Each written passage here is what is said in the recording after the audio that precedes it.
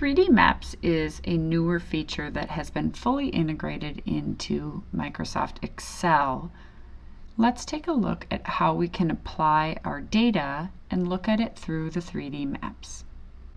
I've downloaded some data, some sample data through Microsoft. It's a list of Chicago crime rates in the year 2011, and we're going to look at it in 3D maps. So I'm going to go ahead on the Insert tab, and about halfway through you're going to see 3D maps, and I'm going to choose Open 3D Maps. This particular file has existing maps located in the file, so we're going to select Open.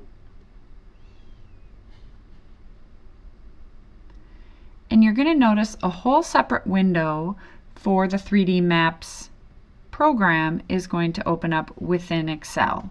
So not only do I have Excel open, but now I have 3D Maps open as a separate window.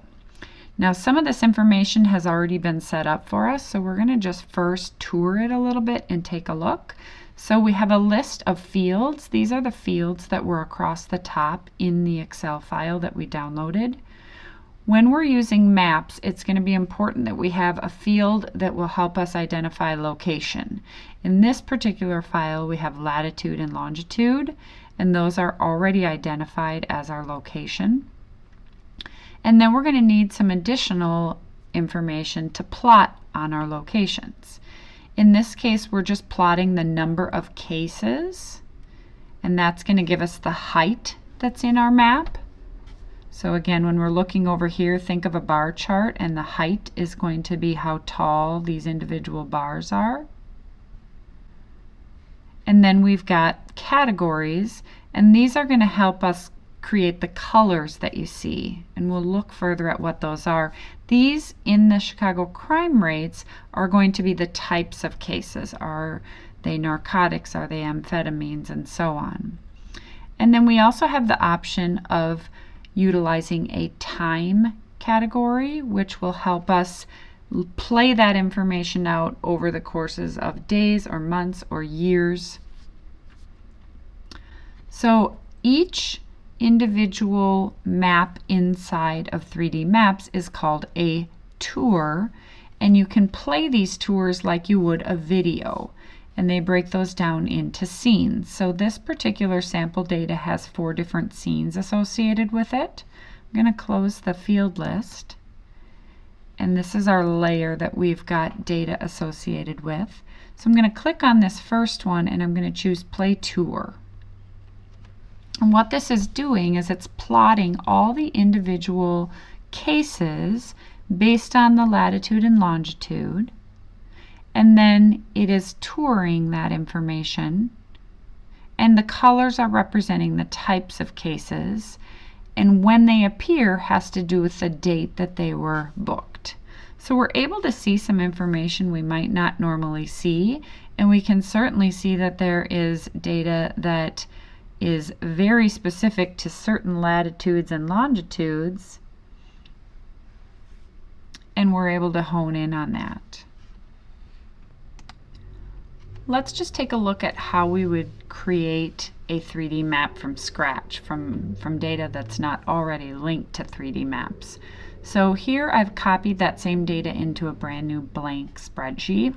And again, it's the same data, so let's just familiarize ourselves a little bit. We've got case numbers, dates, we've got descriptions, beats, ward, latitude, and longitude. So again, when we're working with maps, we have to have some kind of a location. It could be city, it could be state. In this case, it's latitude and longitude. So we're going to go to the Insert tab on the ribbon. We're going to choose 3D Maps and open 3D Maps. And we're going to choose a new tour. So we're going to start from scratch. It's going to open this 3D Maps screen where we're going to need to identify the fields and link them to different parts of the maps. So this is giving us a list of the different fields that are in our spreadsheet, as well as some sample data. So I'm just going to close that, and we're going to add the fields to the different areas of the 3D map. So we're going to go ahead in the location and add latitude and longitude. And then height, again, think height is going to be like in a bar graph or a bar chart. It's going to be those bars and how tall they are, so giving us some depth perception in our map. So in this case, we're going to choose just the case number, and it's going to be a count. So it's just telling us, in this case here, we're going to zoom in. So in our map, we're looking at our map here. It's showing us Chicago. It's kind of all lumped together right now because we're zoomed out. So we're going to need to use these different arrows and plus and minus to get the view that we want. So I'm going to zoom in a little bit, just so you can see. And again, I can change the angle that I'm looking at this at. And we can certainly see, just looking at case numbers, there's some distinct areas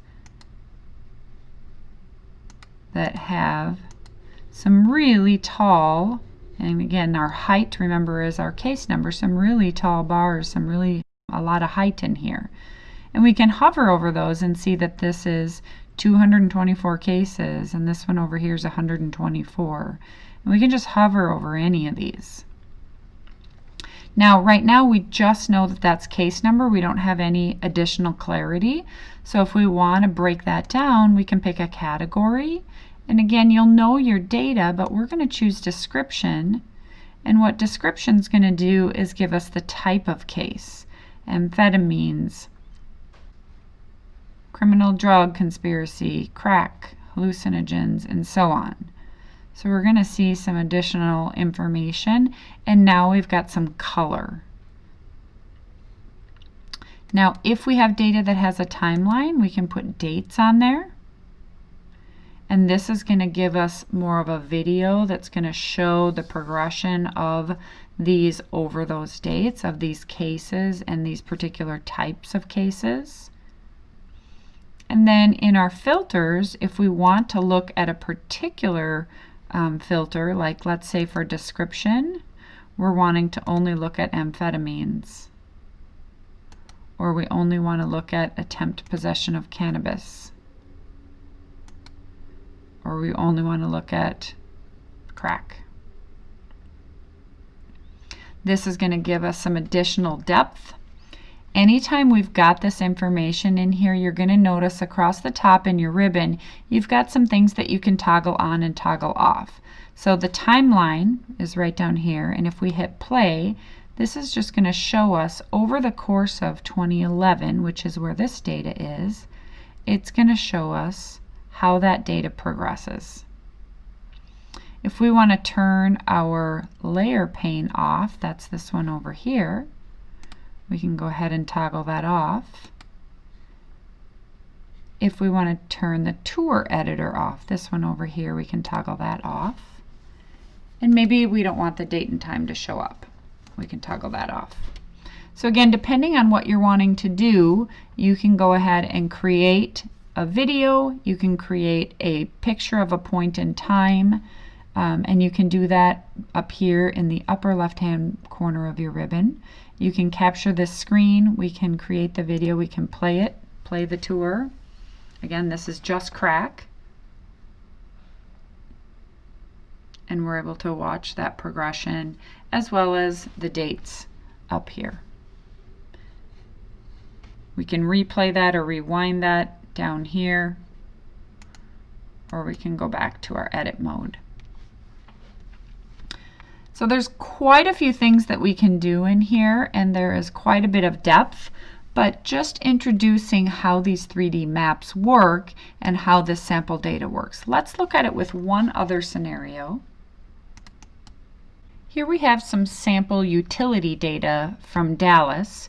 It includes addresses, city, again we have latitude and longitude, neighborhoods that they're in, the year that the house was built, the condition that it's in, the foundation type, if it has a fireplace, quite a bit of information. The idea here is to be able to look at consumption of electricity. So we've got the square feet of the house as well as what their usage was, and we're able to plot that and look at that on a 3D map. So let's take a look at how that would look. We're going to go to, again, Insert and then 3D Maps, and we're going to open a 3D map. Now this has a tour associated with it. This is some more sample data from Microsoft. So let's just take a look at how they've set it up so that you can get some ideas on how you might use these maps. This particular tour has 4 scenes associated with it. Let's just see how they've got it set up. I'm going to close the field list. So I've got scene 1 selected. Again, our tours can be made up of different scenes to show progression and show different elements of the data. So our location is our latitude and longitude. We do also have additional location information like address and city, which is able to give it even more detail. Our height, so the height of the data that's on this map, is the square feet of the homes. So showing how many square feet these homes are. This particular data doesn't have any category or time data associated with it. So that's that first scene. Let's just play that very first scene. Again, we're just looking at a map in the Dallas area, and we're able to see the homes and the square feet of those homes. Now we move into scene 2. So let's take a look at how that one's set up. So again, here in scene 2, now we have the same location information, and we have the height here, which is the same thing. So the square feet of the home is the height, but we're breaking that height down into the category using the decade it was built. So now each of these colors are going to represent the decade that they were built. Again, let's just zoom in a little bit.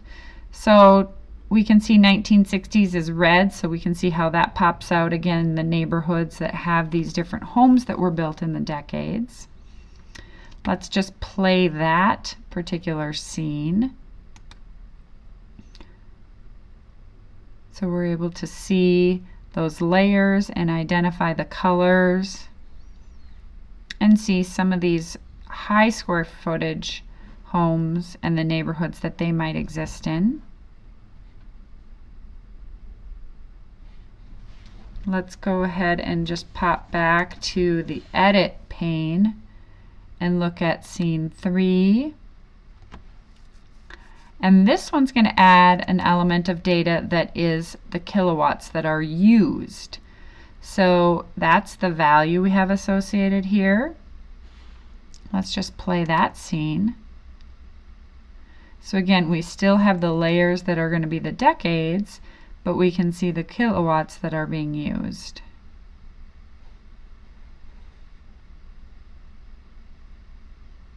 And here we have the progression of those kilowatts over time.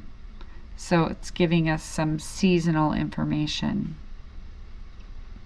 Just giving you an idea of how these maps might be used in some different ways, looking at the crime rates and now looking at energy consumption and how we might share that information in more meaningful ways using video and progression of that data over time.